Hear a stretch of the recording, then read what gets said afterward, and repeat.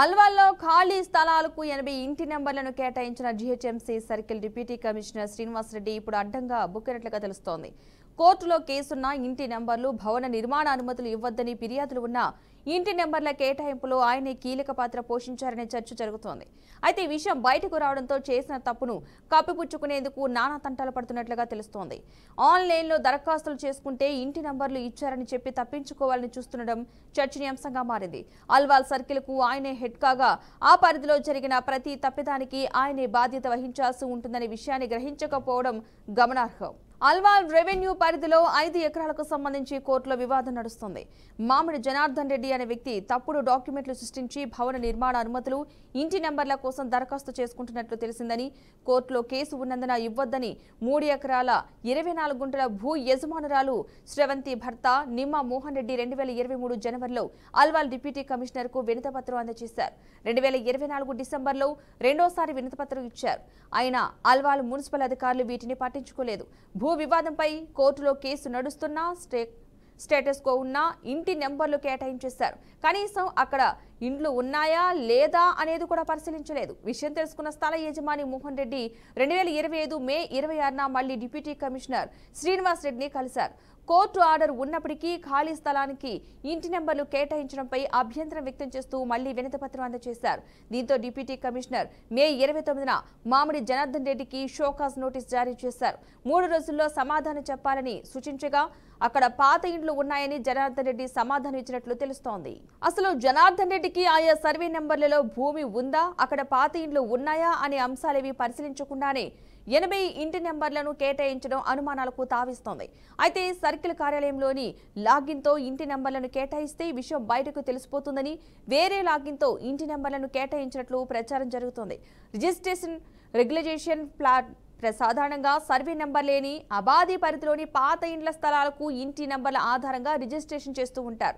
ఇందుకోసం 12 ఏళ్లకు పైబడిన పాత ఇంటి పన్ను రికార్డు ఆధారంగా సెక్రటరీలు, మున్సిపల్ కమిషనర్లు జారీ చేసిన ఓనర్షిప్ సర్టిఫికేట్ సమర్పించాల్సి ఉంటుంది. కానీ కొన్నేళ్లుగా ఓనర్షిప్ సర్టిఫికేట్ జారీ చేయడం నిలిపివేశారు.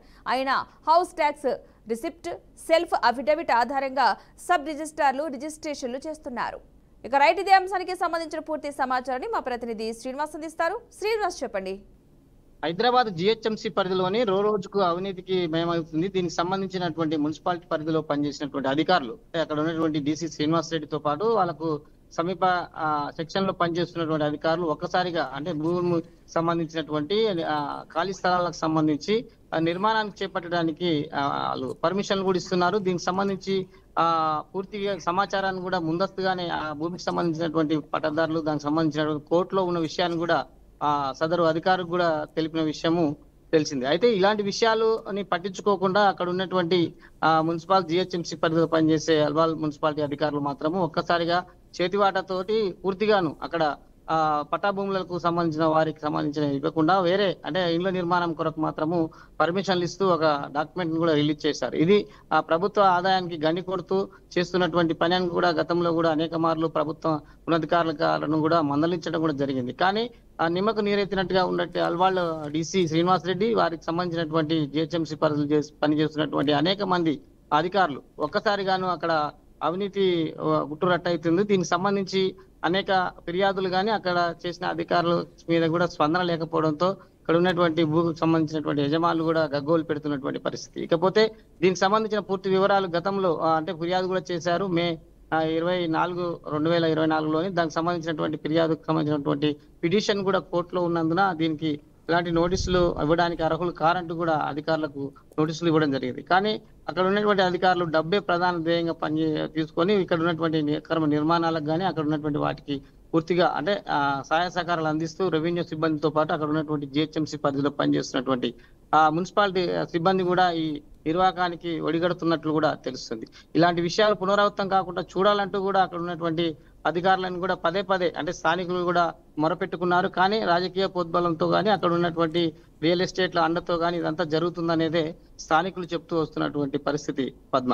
అయితే శ్రీనివాస్ దాదాపు 3-4 సార్లు వినతి పత్రం సమర్పించినా సరే పట్టించుకోకుండా మళ్ళీ సేమ్ అక్కడ నెంబరు అలాట్ చేయడం ఎంతవరకు సబబు? దీనిపై ఏమన్నా స్పందించడం జరిగింది? అధికారులు యాక్షన్ తీసుకుంటున్నారు ఇప్పటి వరకు ఏమన్నా? ఇన్నిసార్లు కంప్లైంట్ చేసిన తర్వాత కూడా గతంలో ఏదైతే శ్రీనివాస్ రెడ్డి డిసిసి పనిచేస్తున్నాడో అతని పరిధిలో కూడా కంప్లైంట్ కూడా చేయడం జరిగింది. అక్కడ గతంలో ఉన్నటువంటి పర్మిషన్స్ ఇచ్చారు కానీ దానికి కూడా మందలింపులు కూడా ఇవ్వడం జరిగింది. కానీ ఆ శ్రీనివాస్ రెడ్డి కానీ అక్కడ ఉన్నటువంటి తోటి సిబ్బందికి ఎలాంటి మార్పు జరగలేదు. కానీ రియల్ ఎస్టేట్ వారికి అండగా ఉంటూ ఇలాంటి అవినీతి ఆరోపణలు పాల్గొంటున్నారనేదే అక్కడ ఉన్నటువంటి ప్రజలు చెప్తున్నారు. అక్కడ స్థానిక మున్సిపాలిటీ బస్తీవాసులు కూడా పెద్ద ఎత్తున గగ్గోలు పెట్టుకుంటున్నటువంటి పరిస్థితి. ఇలాంటి పరిస్థితిని పునరావృతం అయితే మళ్ళీ అక్కడ ఉన్నటువంటి ఖాళీ స్థలాలే కానీ పట్టాకు సంబంధించిన భూమి పట్టాదారులే కానీ పెద్ద ఎత్తున ఇబ్బంది పడుతూ ఉన్నటువంటి పరిస్థితి పద్మ. అయితే ఇప్పుడు అధికారులు ఏం చేస్తున్నారు? ఈ శ్రీనివాస్ రెడ్డిపై ఎలాంటి చర్యలు తీసుకుంటున్నారు? గతంలో ఈ శ్రీనివాస్ రెడ్డిపై ఏమన్నా ఇలాంటి కేసులు అయితే ఉన్నాయా? కేసులు గతంలో ప్రభుత్వ నిబంధనలకు విరుద్ధంగా ఇచ్చినటువంటి ఏదైతే డాక్యుమెంటేషన్ ఉన్నదో అది రద్దు చేస్తూ అప్పట్లో ఉన్నటువంటి కోర్టునికి సంబంధించిన అధికారులకు ఇచ్చినటువంటి కోర్టుకు సంబంధించిన ఆదేశాలను బేఖాతరు చేస్తలేరంటే ఇతను మందలించడం కూడా జరిగింది.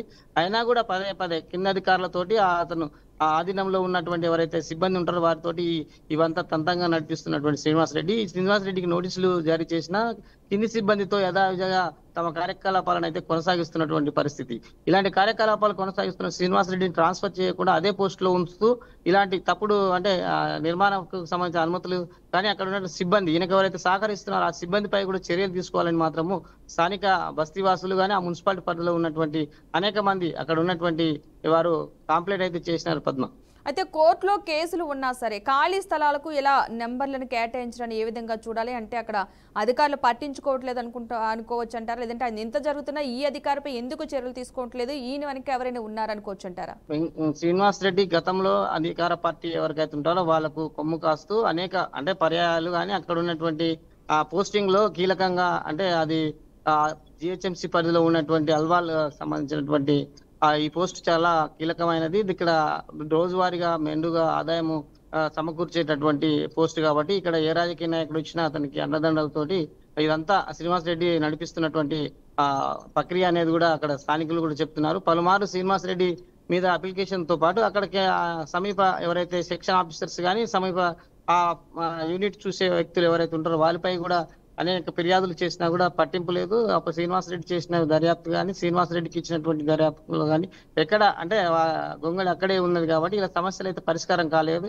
కాకపోగా మరింత అంటే మరిక కొంతమంది పర్మిషన్లకు ఇవ్వడానికి శ్రీనివాస్ రెడ్డి పెద్ద ఎత్తున ఒక టీమ్ గా ఏర్పడి పర్మిషన్లు అయితే ఇప్పిస్తున్నటువంటి పరిస్థితి Padma. Right, thank you Srinivas.